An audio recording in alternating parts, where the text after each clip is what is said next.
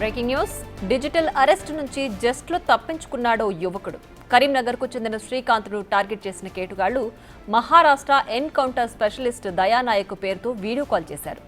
CBI, ED, supreme court పేరు చెప్పి లక్షల రూపాయలు గుంజేందుకు ప్రయత్నించారు. ఓ కట్టుకథ అల్లి వీడియో కాల్లోనే ఉంచి వాట్సాప్కు కొన్ని డాక్యుమెంట్లు పంపారు. తాము చెప్పినట్లు వినకపోతే అరెస్టు చేస్తామని హెచ్చరించారు. ఈ కేసు నుంచి తప్పించాలంటే డబ్బులు కావాలని ఆఫర్ ఇచ్చారు. సైబర్ నేరగాళ్లని పసిగట్టిన యువకుడు వెంటనే అలర్ట్ అయి కాల్ కట్ చేసి తప్పించుకున్నాడు.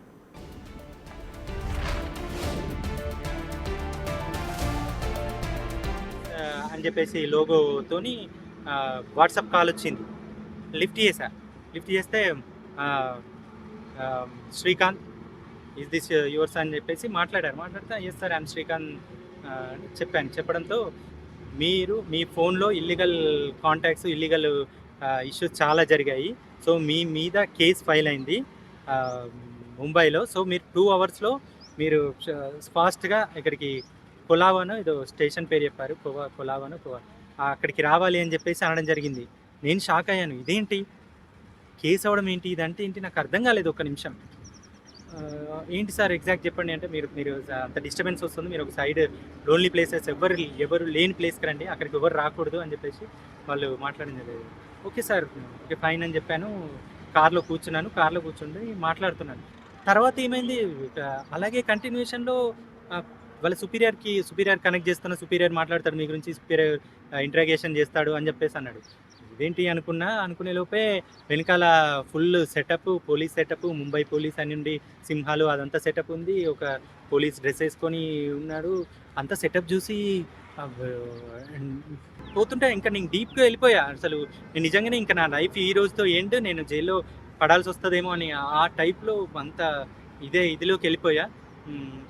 సరే, ఇదే కంటిన్యూషన్లో 1.5 hour అయింది. అప్పటికే 1.5 hour అయింది. లాస్ట్ మూమెంట్లో సిబిఐ కనెక్ట్ చేస్తారు. సిబిఐ ఫైనల్ ఇంట్రాగేషన్ ఉంటుంది నీకు, దీంతో మీకు ఫైనల్ అయిపోద్ది అంటే, సరే మీరు బాధపడకండి, దీనికి ఒక ఆల్టర్నేట్ ఉంది, మీరు ఇప్పుడు అర్జెంటుగా జైలుకి అంటే స్టేషన్కి అటెండ్ అవ్వడం అవసరం లేదు, మీకు ఒక ఆల్టర్నేట్ చెప్తా. నేను ఒక లాయర్ని మాట్లాడతాను, తన ఫీ 3 lakhs ఉంటుంది. తనకు ఫీ 3 lakhs ఇస్తే మీకు రాకుండా ఇక్కడే ఉండి మాట్లాడేటట్టు, మీరు అక్కడే ఉండి మాట్లాడేటట్టు నేను అరేంజ్ చేస్తాను అని అన్నాడు.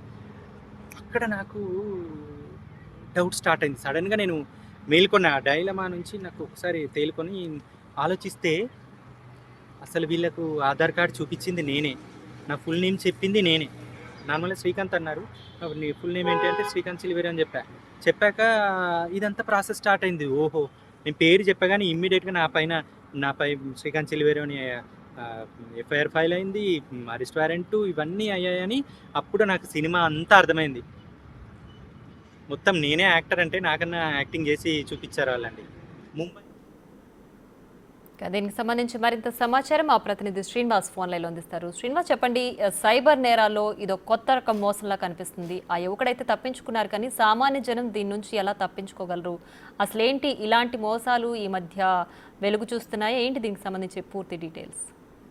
ఎస్పీఐ ఇటీవల కాలం లోపల సైబర్ నేరాలు చాలా చాకచక్యంగా ఇటు అంటే పన్నాగం పన్ని మరి లక్షలు కాజేస్తున్నటువంటి పరిస్థితి లోపల ఈ రోజు కరీంనగర్కి చెందినటువంటి శ్రీకాంత్ అయితే చాకచక్యంగా వారి నుంచి తప్పించుకున్నాడు అని చెప్పుకోవచ్చు. అయితే సైబర్ అరెస్ట్ పేరుతో బెదిరించి లక్షలు కాజేయాలని చెప్పి అయితే ఇటు శ్రీకాంత్ వద్ద పన్నాగాలు పన్నడం కూడా జరిగింది. ఈ నేపథ్యం లోపల అతనికి మేలుకు అంటే తను పేరు చెప్పిన పేరుతోనే ఇటు ఏదైతే పోలీసు సంబంధించినటువంటి ఎఫ్ఐఆర్ కాపీ కూడా తయారు చేయడం కూడా జరిగింది.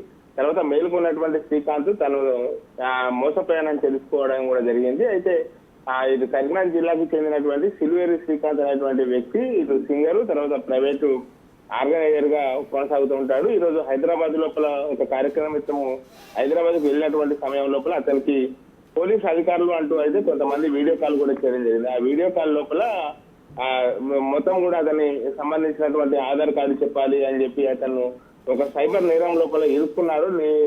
కాంటాక్ట్ లోపల ఉన్నటువంటి వారితో ట్రాన్సాక్షన్ కూడా జరిగినాయని చెప్పి కట్టుకథలు అల్లి అతన్ని భయపెట్టేటువంటి ప్రయత్నం కూడా చేశారు. అయితే అతనికి సంబంధించినటువంటి అనేక ఫోటోలు కూడా తన వాట్సాప్ కు పంపడంతో అయితే అతడు షాక్ తిన్నటువంటి పరిస్థితి కనబడుతుంది. ముఖ్యంగా మహారాష్ట్ర లోపల ఎన్కౌంటర్స్ ఎక్స్పర్ట్ అయినటువంటి దయానాయక్ పేరుతో ఒక లెటర్ ను సైతం తయారు చేసి అతనికి పంపించడం కూడా జరిగింది. అయితే సుమారు 2 గంటల పాటు కూడా ఇటు సైబర్ నేరంలో ఇరుక్కున్నాము. దీని నుంచి తప్పించుకోవాలంటే డబ్బులు కడితే ఒక సుమారుగా 3 లక్షల రూపాయలు తాము చెప్పినటువంటి వారికి పంపిస్తే దీని నుంచి తప్పించుకోవచ్చు అని చెప్పి అతన్ని భయభ్రాంతులకు గురి చేయడం కూడా జరిగింది. అయితే ఇదంతా కూడా చివరికి డబ్బులు పంపించాలని చెప్పి చెప్పడంతో ఇదంతా కూడా సైబర్ మూటా యొక్క పన్నాగం అని చెప్పి అతను అర్థమైనటువంటి నేపథ్యం లోపల వారి నుంచి అయితే చాకచక్యంగా తప్పించుకున్నటువంటి పరిస్థితి కనబడుతుంది. ఎవరైనా ఇలాంటి కాల్ చేస్తే ధైర్యంగా మాట్లాడాలి.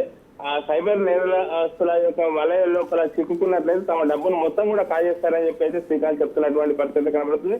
మొత్తానికైతే తాను అలర్ట్ గా ఉండడం వల్ల అయితే ఈ రోజు చాకచక్యంగా వారి నుంచి తప్పించుకున్నాడని చెప్పుకోవచ్చు. Priya. Right Srinivas, thanks for the updates. ఇవి బుల్చిన అప్డేట్స్, కీప్ వాచింగ్.